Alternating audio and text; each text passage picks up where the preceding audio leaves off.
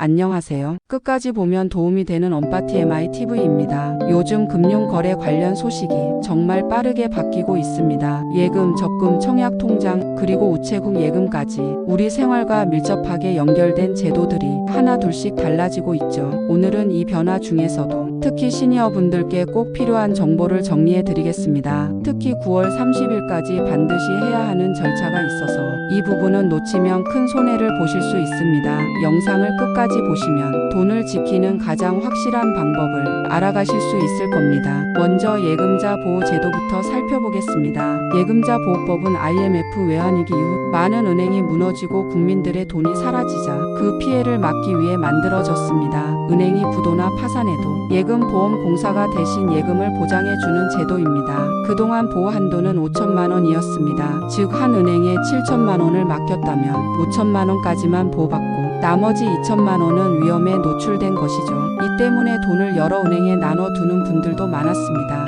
그런데 이번에 무려 24년 만에 이 보호 한도가 2배로 늘어납니다. 9월부터는 1억 원까지 보호받을 수 있습니다. 예를 들어 같은 7천만 원을 은행에 맡긴다면 이제는 전액이 안전하게 보장됩니다. 또 한 은행에 1억 5천만 원을 넣어두었을 경우 과거엔 5천만 원만 안전했지만 앞으로는 1억 원까지는 지켜주는 것입니다. 이 변화는 국민들의 자산 안전성을 한 단계 높여주는 중요한 변화라 할 수 있습니다. 그렇다면 많은 분들이 보유한 청약통장은 어떨까요? 청약통장도 당연히 예금자 보호를 받겠지, 이렇게 생각하시는 분들 많으실 겁니다. 하지만 사실은 다릅니다. 청약통장은 은행이 아니라 정부가 직접 운영하는 주택도시기금에 들어갑니다. 그래서 예금보험공사가 보호하지 않습니다. 법적으로도 예금자 보호법의 적용 대상이 아닙니다. 하지만 걱정할 필요는 없습니다. 청약통장은 정부가 직접 보증하는 상품이라 안정성이 매우 높습니다. 즉 예금자 보호 한도가 2배로 늘어나더라도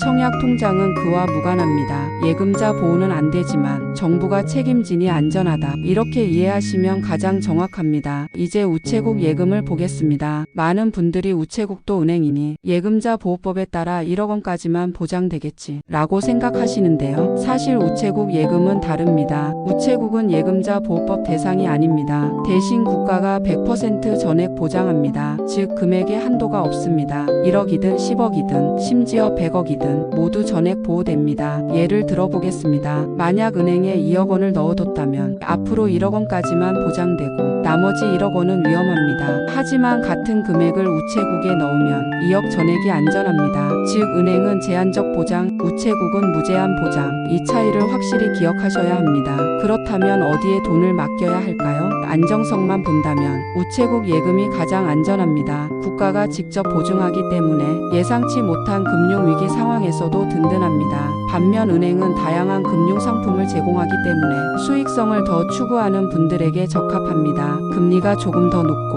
펀드, 적금, 보험 등 선택의 폭이 넓습니다. 따라서 큰 금액을 보관할 때는 우체국, 이자나 금융상품 활용을 원할 때는 은행, 이렇게 분산하는 전략이 현명합니다. 특히 고액 자산가라면 예금자 보호 한도를 넘어서는 금액은 우체국에 넣는 것이 안전합니다. 이제 9월 30일까지 꼭 챙겨야 할 중요한 소식을 알려드리겠습니다. 바로 청약통장 전환 신청입니다. 과거에는 청약저축, 청약예금, 청약부금 등 여러 종류의 청약통장이 있었습니다. 하지만 지금은 주택청약종합저축 하나로 통합되었습니다. 따라서 기존 상품을 갖고 계신 분들은 2025년 9월 30일까지 반드시 종합저축으로 전환해야 합니다. 이 날짜 이후에는 전환이 불가능합니다. 그렇게 되면 청약 기회가 제한되고 가점에서도 불리해집니다. 반대로 전환 신청을 하면 공공주택과 민영주택 모두 청약할 수 있고 점수에도 유리합니다. 즉 내 집 마련 기회를 놓치지 않으려면 반드시 전환해야 하는 것이죠. 신청 방법은 은행 지점을 직접 방문하거나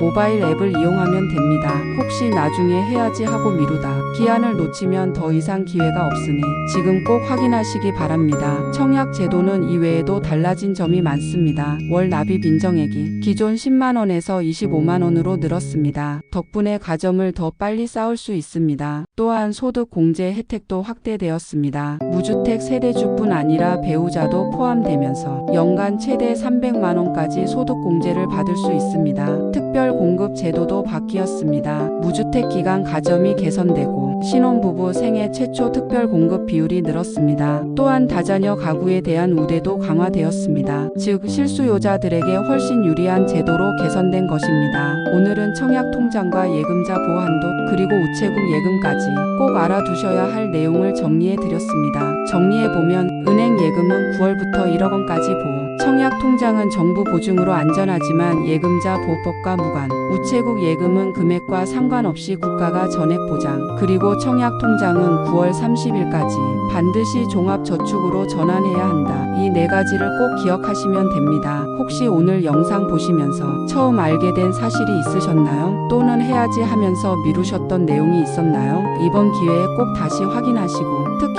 9월 30일 기한을 절대 놓치지 마시길 바랍니다. 오늘도 끝까지 시청해 주셔서 감사합니다. 구독과 좋아요, 알림 설정 꼭 부탁드립니다.